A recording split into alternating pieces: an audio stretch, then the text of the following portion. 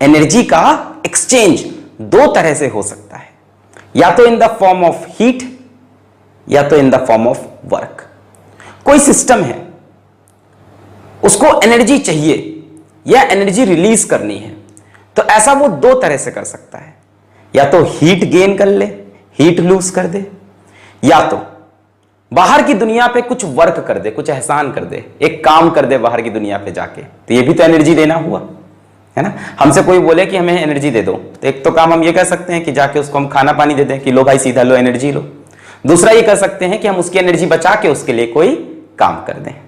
तो एनर्जी को एक्सचेंज करने के दो तरीके हैं, हीट डायरेक्ट एनर्जी दे देना, हीट एनर्जी देना, दूसरा वर्क किसी के ऊपर कुछ काम कर देना।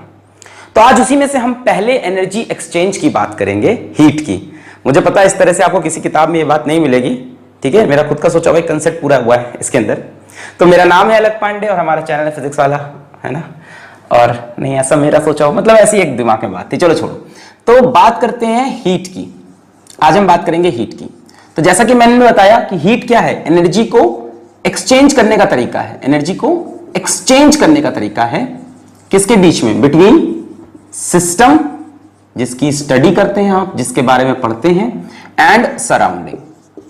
यार इस वीडियो के अंत तक तुमको हीट से रिलेटेड कोई कंफ्यूजन नहीं रहेगा, ये याद रखना।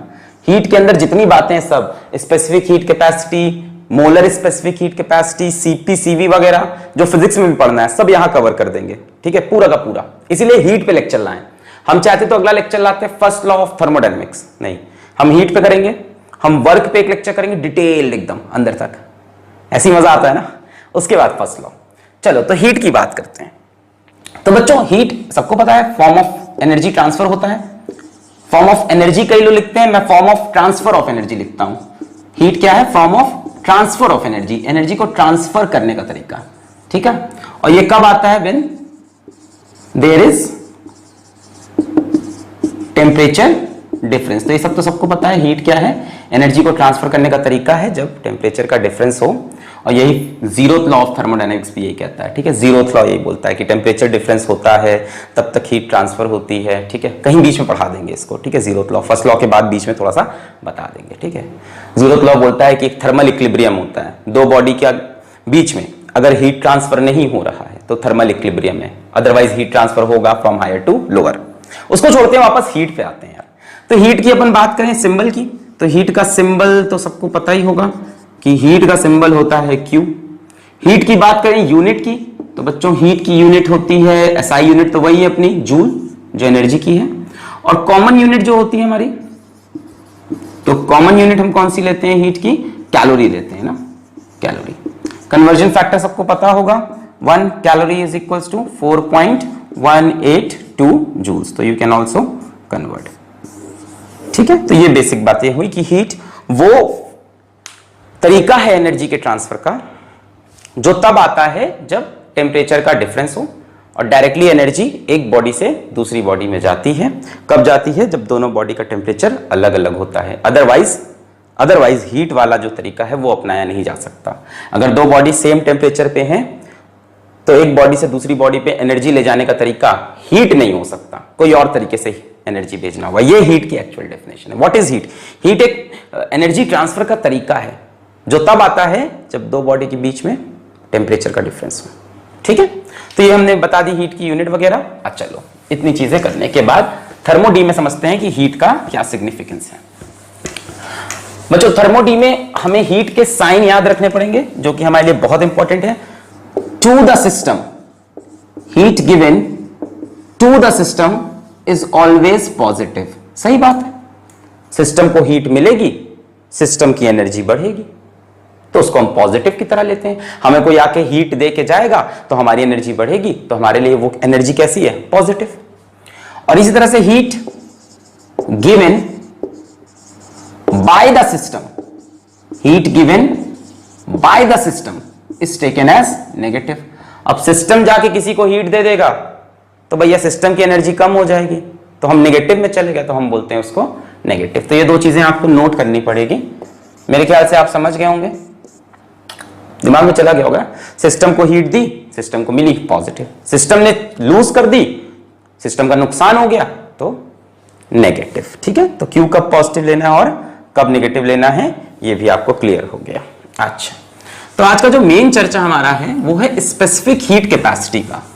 ठीक है, ऑल ठीक है, चलो तो हम बात करेंगे specific heat capacities of gases की। आप देख रहे हो जब से थर्मोडायनेमिक्स आया है गैस गैस की ही बात हो रही है। Specific heat capacity of gases, और क्या कमाल का टॉपिक है ये, क्यों भाई? स्पेसिफिक हीट कैपेसिटी की डेफिनेशन सबको याद होगी, Q upon M delta T, यही होता है specific heat capacity. Amount of heat required to raise the temperature of unit mass by unit degree centigrade, यही होती है specific heat capacity. Specific heat capacity पता है ना, amount of heat required to raise the temperature of unit mass by unit degree centigrade, है ना। मतलब हम जैसे एग्जांपल देके बता दें, एक बार पता होगा, स्पेसिफिक हीट कैपेसिटी मान लो 4.2 जूल पर ग्राम डिग्री सेंटीग्रेड है वाटर की। सुन लो, इसका मतलब क्या हुआ? इसका मतलब हुआ 1 ग्राम पानी को अपना टेम्परेचर 1 डिग्री बढ़ाने के लिए इतनी हीट चाहिए होती है। ठीक है, इसको बोलते हैं specific heat capacity, amount of heat required to raise the temperature of unit mass by unit degree celsius. 1 gram पानी को अपना टेम्परेचर 1 डिग्री बढ़ाने के लिए कितनी हीट चाहिए? 4.2 जूल्स। इस चीज को स्पेसिफिक हीट कैपेसिटी बोलते हैं। ठीक है, अच्छा क्लियर हो गया। अब गैस के बारे में क्या खास बात है, अगर याद हो तो पिछले टर्न पे हमने आपको 2 प्रोसेस बताए थे। एक प्रोसेस है आइसोथर्मल और दूसरा प्रोसेस है एडियाबैटिक। बोलो याद आया? आइसोथर्मल वो प्रोसेस है जिसमें टेम्परेचर कांस्टेंट रहता है, मतलब change in temperature will be 0। Adiabatic वो प्रोसेस है जिसमें हीट का चेंज 0 होता है, हीट एक्सचेंज 0। ऐसे प्रोसेस को एडियाबैटिक बोलते हैं, जिसमें सिस्टम ना ही हीट किसी को दे सके ना ही किसी से हीट ले सके। सिस्टम को आप नॉन कंडक्टिंग वेसल के अंदर रख दो, जो भी चीज है उसको नॉन कंडक्टिंग में रख दो, ना ही बाहर से हीट ले सकता है ना ही हीट दे सकता है। मैं इन दोनों प्रोसेस के लिए एक अपना आइसोथर्मल प्रोसेस और एक अपना एडियाबैटिक प्रोसेस, दोनों प्रोसेस हमारे फिजिक्स में केमिस्ट्री में बहुत कॉमन है। मैं स्पेसिफिक हीट कैपेसिटी निकालना चाहता हूं आइसोथर्मल की, C ऑफ आइसोथर्मल। चलो तो भैया Q upon M delta T, delta T क्या है? 0। यहां 0 रखोगे तो C किसको टेंड करेगा? इंफिनिटी को, है कि नहीं? नीचे 0 रख दोगे।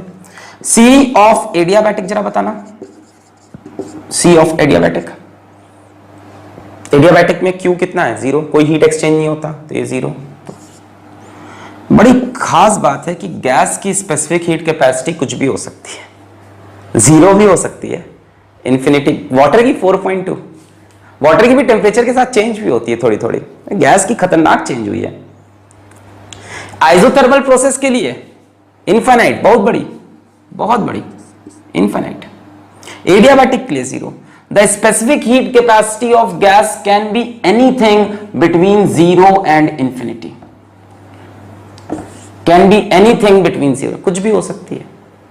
अलग अलग प्रोसेस होंगे, अभी आइसोबारिक आ जाएगा जिसमें प्रेशर कांस्टेंट है, आइसोकोरिक आ जाएगा जिसमें वॉल्यूम कांस्टेंट है, पॉलीट्रॉपिक प्रोसेस होते हैं जो सिलेबस में नहीं है।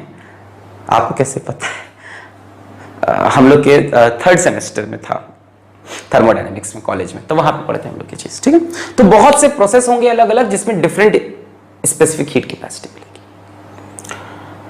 आपके लिए इंपॉर्टेंट 2 स्पेसिफिक हीट कैपेसिटी है और बहुत इंपॉर्टेंट है। भले 2 specific heat capacities of gas you have to know. कौन सी? आइसोथर्मल और एडियाबैटिक। ना ना ना, ये तो ऐसे ही थी, तो बताने के लिए कि 0 से इंफिनिटी तक जा सकते हैं।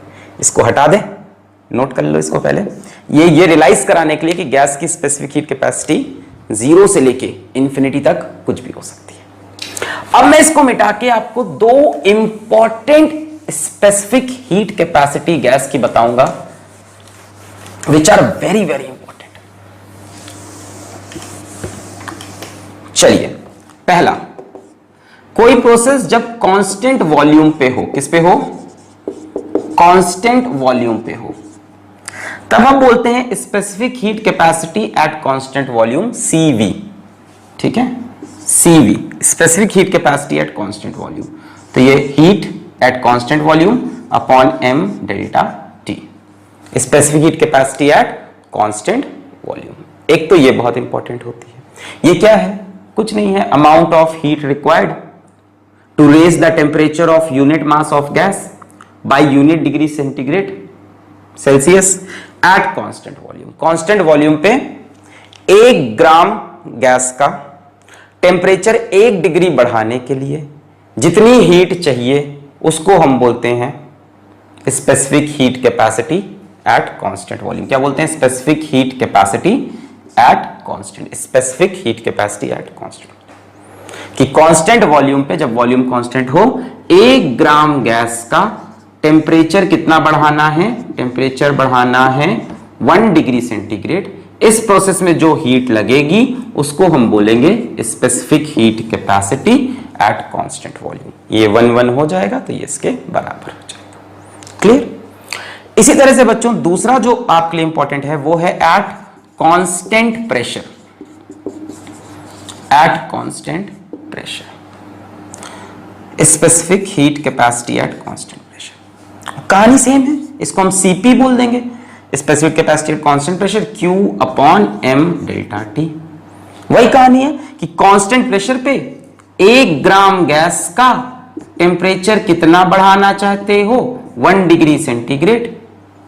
1 ग्राम गैस का टेम्परेचर 1, ये 1 रखा, उसमें जितनी हीट लगी वही है specific heat capacity at constant pressure. मतलब जैसा प्रोसेस है उसके हिसाब से आप नीचे एक छोटा सा V या P लिख दो। कांस्टेंट वॉल्यूम है तो V लिख दो, कांस्टेंट प्रेशर है तो P लिख दो। क्लियर है? CV and CP। इनकी यूनिट क्या है जरा ध्यान दो, अभी सब चीजें बड़ी अच्छी है। CV की यूनिट क्या होगी? हीट जूल्स में, मास ग्राम में, टेम्परेचर डिग्री सेल्सियस।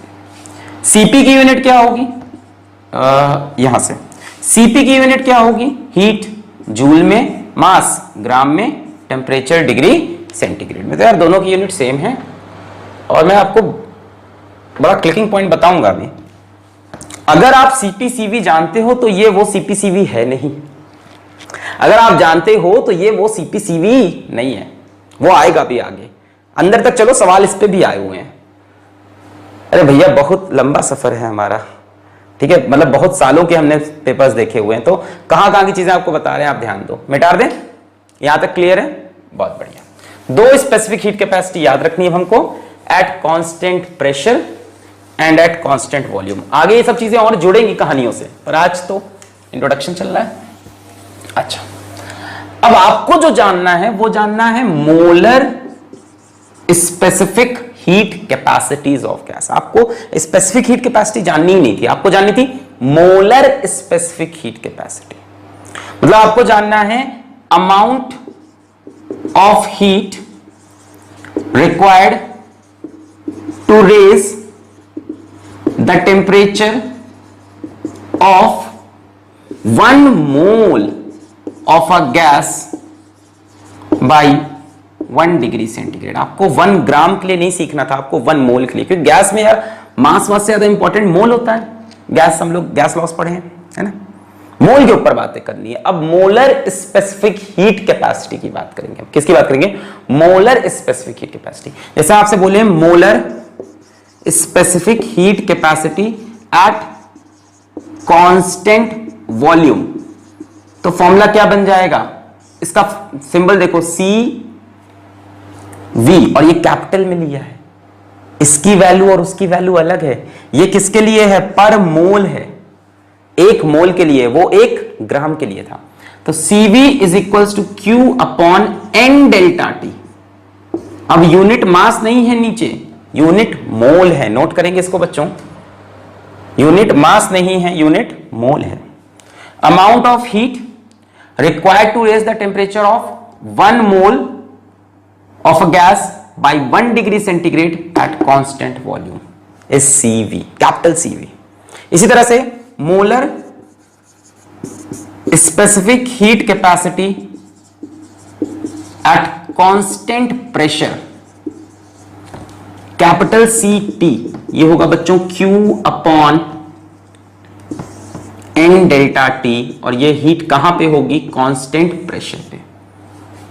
ये capital CP capital CV small CP small CV से अलग होते हैं, ये बात दिमाग में डाल लो। सबसे प्यारा सवाल यहीं से बनाऊंगा मैं, ठीक है? एक रटी रटाई चीज होती है वो टूट जाती है यहां पे। छोटे वाले सीबी सीपी किस पे डिफाइंड थे? पर यूनिट मास पे। ये किस पे डिफाइंड है? पर यूनिट मोल पे। वो था amount of heat required to raise the temperature of 1 gram of gas by 1 degree centigrade at constant volume या एट कांस्टेंट प्रेशर। ये क्या है? Amount of heat required to raise the temperature of 1 mole of a gas by 1 degree centigrade at constant volume या at constant pressure. Clear है? इनका significance ज्यादा है उससे। क्लियर है? नोट कर लें इतना, फिर मैं आगे बढ़ूं। नोट करें पॉज करके, नोट कर लिया पॉज करके, ओके। अब what is the relation between capital CP capital CV and small CP small CV? चलो मैं आपको ऐसे ही आपको मैं एग्जाम्पल लेके बताता हूं, शायद एग्जाम्पल से चीज ज्यादा फील में आ जाए। मान लो मेरे पास ऑक्सीजन गैस है, ठीक है? इसका मुझे सीवी पता है, इसके सीवी की वैल्यू मान लो मेरे पास दी हुई है, let it be anything, let it be X. मैं पूछूं कैपिटल सीवी कितना होगा?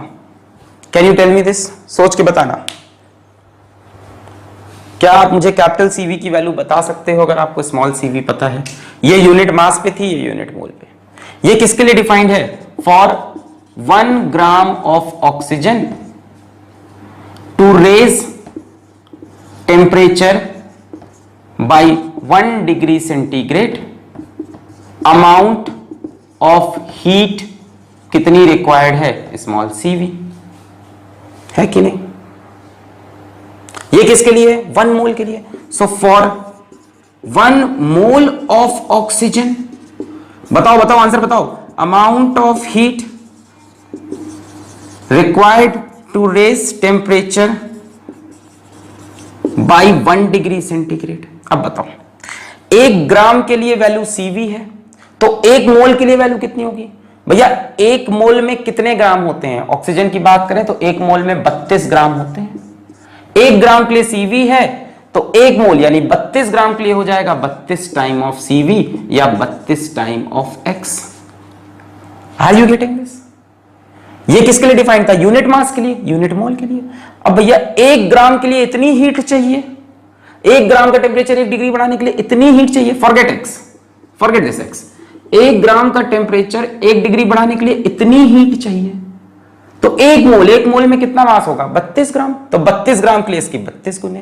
कहने का मतलब capital CV is equals to molar mass times of small CV, and similarly capital CP is equals to molar mass times of small CP. These are very important for objective questions.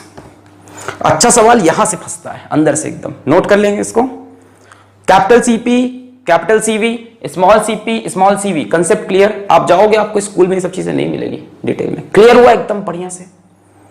मैंने बोला ये किसके लिए था? Unit mass के लिए। 1 ग्राम का temperature 1 degree बढ़ाने के लिए इतनी हीट, तो 1 मोल के लिए कितनी? 1 मोल में कितना मास होता है? 32। 1 ग्राम के लिए इतना, तो 32 के लिए 32 गुना। तो मैंने ये फॉर्मूले बना दिए। नोट कर लें बच्चों इसको, छोटा लेक्चर है, टेंशन ना लें, नोट कर लें। कर लिया? चलिए आगे बढ़ते हैं। तो 2 स्पेसिफिक हीट कैपेसिटी गैस की फेमस है, एक कैपिटल सीपी, एक कैपिटल सीवी।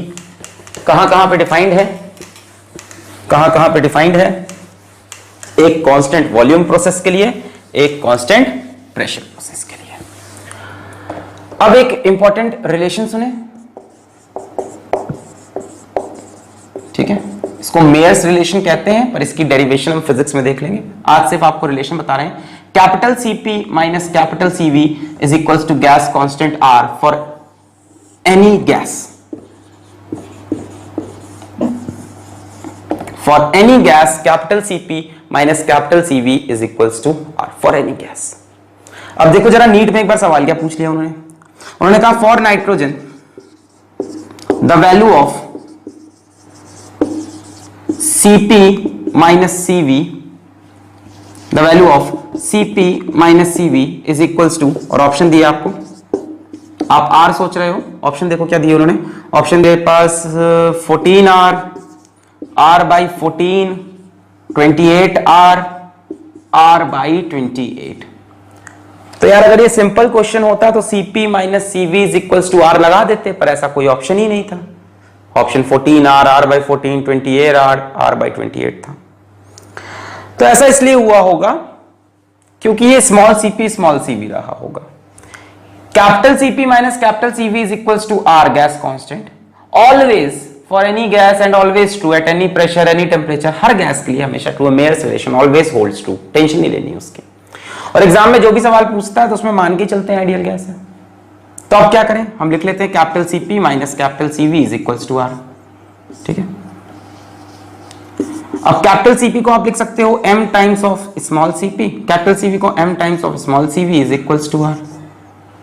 अब नाइट्रोजन का बच्चों मोलर मास कितना होता है, तो ये हो गया 14 2 28, so 28 Cp minus 28 Cv is equals to R, यहां से 28 कॉमन होगा और Cp minus Cv is equals to R by 28, option D is correct. तो मैंने बोला ना सब पढ़ते रहो, क्या पता कहां से एग्जामिनर चुन के एक छोटा सा सवाल बना दे। अगर आपको कैपिटल Cp स्मॉल Cp सब कंसेप्ट नहीं पता होता तो नहीं समझ में आते। फील तो हो रहा है ना कि Cp है क्या, specific heat capacity of gas, molar specific heat capacity of gas. एक मोल ऑफ गैस को कितनी हीट चाहिए to raise its temperature by 1 degree Celsius, that is molar specific heat capacity. अब कांस्टेंट प्रेशर पे heat चाहिए होगी Cp, constant volume में Cv चाहिए होगी। क्लियर है? अच्छा है ना, मतलब हीट के मेरे पास कुछ फॉर्मुलेज भी हो गए अब, है ना। प्यार से अपन लिख सकते हैं कि हमसे कोई पूछ दे हीट एब्जॉर्ब बाय गैस या release by gas at constant volume, तो आप लिख दो n Cv डेल्टा T। कैसे लिखा, Cv का फॉर्मूला क्या था, Q upon n delta T। Heat absorb या released by gas at constant pressure n Cp delta T, ठीक है। तो इसको भी नोट कर लो, याद रहेगा। हीट एब्जॉर्ब या release by gas at constant volume, heat absorb या release by gas at constant pressure. भाई Cv या Cp का फॉर्मूला क्या था, Cp का फॉर्मूला क्या था, Q upon n delta T, है ना। तो यहां से Q is equals to n Cp delta T। Cv का फॉर्मूला क्या था, Cv का फॉर्मूला था Q upon n delta T। ये था कांस्टेंट प्रेशर पे, ये कांस्टेंट वॉल्यूम पे, है ना। तो QV is equals to n Cv delta T, QP is equals to n Cp delta T। तो इसको भी लिख लो फॉर्मूले को, एक तुम्हारा आदत पड़ जाएगा लिखने का कि गैस की जब हीट लिखनी होगी तो NC डेल्टा T करके, गैस की हीट कैसे लिखोगे, NC, बोलो बच्चों गैस की हीट कैसे लिखोगे, NC डेल्टा T करके। क्लियर है? इसे आपको थोड़ा बहुत घुमा भी सकता है, ऐसा नहीं कि इतना आसान सवाल एकदम हलवा ऐसे हमेशा ही रहेगा। प्यार से, मैंने दिल से कहा ढूंढना ना खुशी। तो भाई साहब जो अगली चीज हमको समझनी है वो ये है कि ये Cp और Cv का वैल्यू डिफरेंट गैस के लिए डिफरेंट होता है। चलो समझाते हैं। फॉर एग्जाम्पल हमारे ये जो Cv है इसका वैल्यू याद कर लो F/2 into R। R gas constant है, कोई टेंशन नहीं, कोई दिक्कत नहीं, कोई दुविधा नहीं, कोई दर्द नहीं।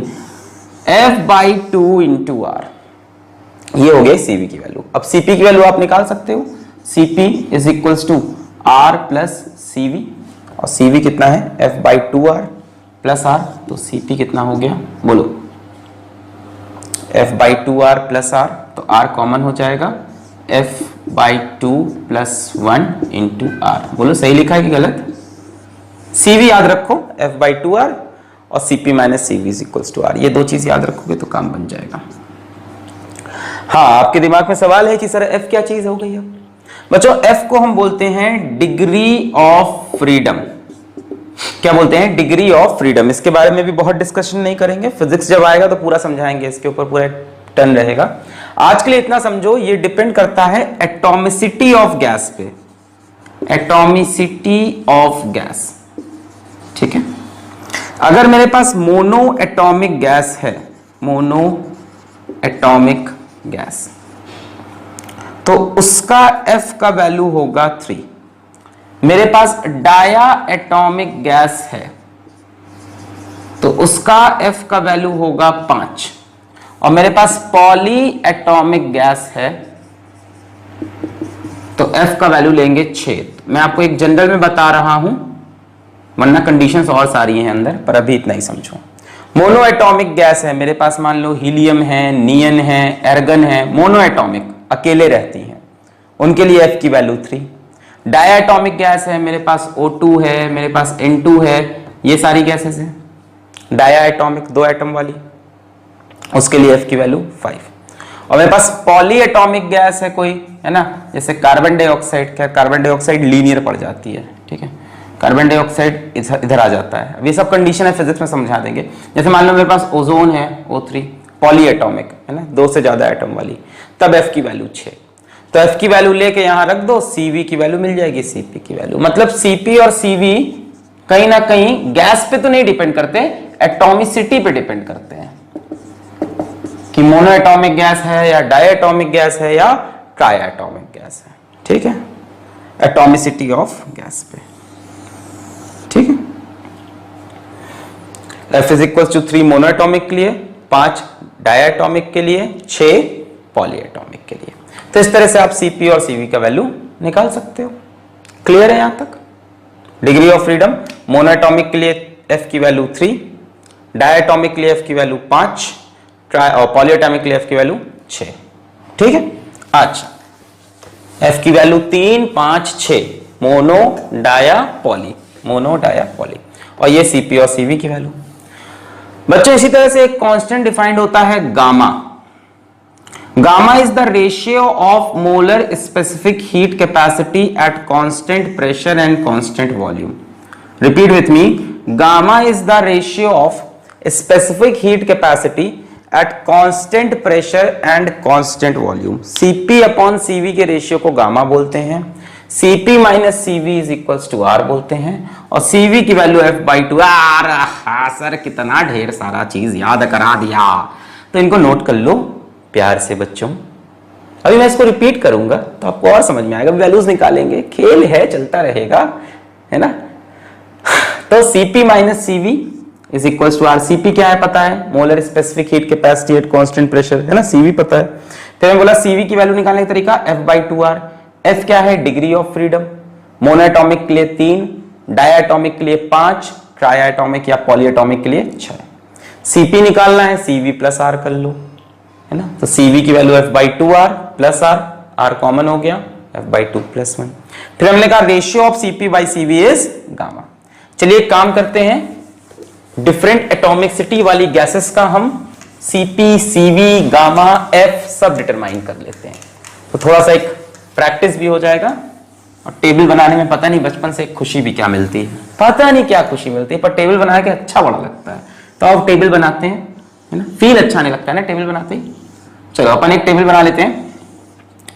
टेबल अपन ले लेते हैं पानी, इधर ले लेते हैं F की वैल्यू, यहां ले लेते हैं अपन पोंगा काड़ीगा, CV यहां ले लेते हैं, CP यहां ले लेते हैं gamma, where gamma is equals to CP by CV। CV की वैल्यू क्या है, यहां ली CV की वैल्यू क्या है F/2R।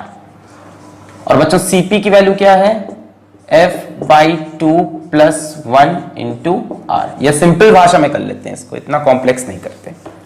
ये तो याद ही रखना है तुमको, CP minus CV is equals to R। तो यहां से CP की वैल्यू देखो क्या हो जाएगी, CV प्लस R लिख सकते हैं, CV प्लस R। चलो स्टार्ट करते हैं, ठीक है, लेट्स स्टार्ट दिस।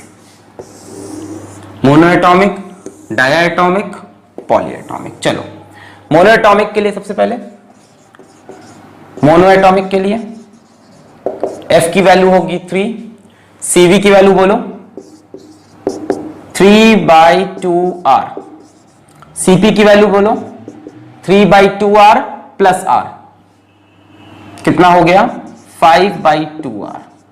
गामा की वैल्यू बोलो CP/CV, तो CP/CV, तो मेरे ख्याल से R से R मर जाएगा, 3/5 आएगा ना, नहीं 5/3, सो गामा की वैल्यू कितनी आई 1.2066। सही है। डाया एटॉमिक गैस, और कार्बन डाइऑक्साइड को भी इसमें इंक्लूड करते हैं जबकि वो डायटोमिक नहीं है। खैर अभी डाया एटॉमिक गैस F की वैल्यू हुई 5, तो CV हो जाएगा मेरा F/2 5/2R, और CP हो जाएगा CV प्लस R यानी 5/2R प्लस R, तो 7/2R, और गामा हो जाएगा मेरा बोलो 7/5 आ जाएगा CP/CV करने पे, तो गामा की वैल्यू आएगी 1.4। फिर ट्राया एटॉमिक गैस या पॉली एटॉमिक लिख लेते हैं, पॉली एटॉमिक गैस है ना, 2 से ज्यादा एटम वाली। इसके लिए F की वैल्यू 6, CV हो जाएगा F/2R, 3R, CP है CV प्लस R, तो हो गया 4R, गामा की वैल्यू हो जाएगी 4/3, that is gamma is 1.333। What is very important or worthwhile noting over here, यहां पे ध्यान देने वाली बात यह है कि जैसे जैसे एटॉमिसिटी बढ़ती है गामा की वैल्यू घटती है। ध्यान से देखो, मोनोएटॉमिक का गामा सबसे बड़ा है और पॉलीएटॉमिक का गामा सबसे छोटा है।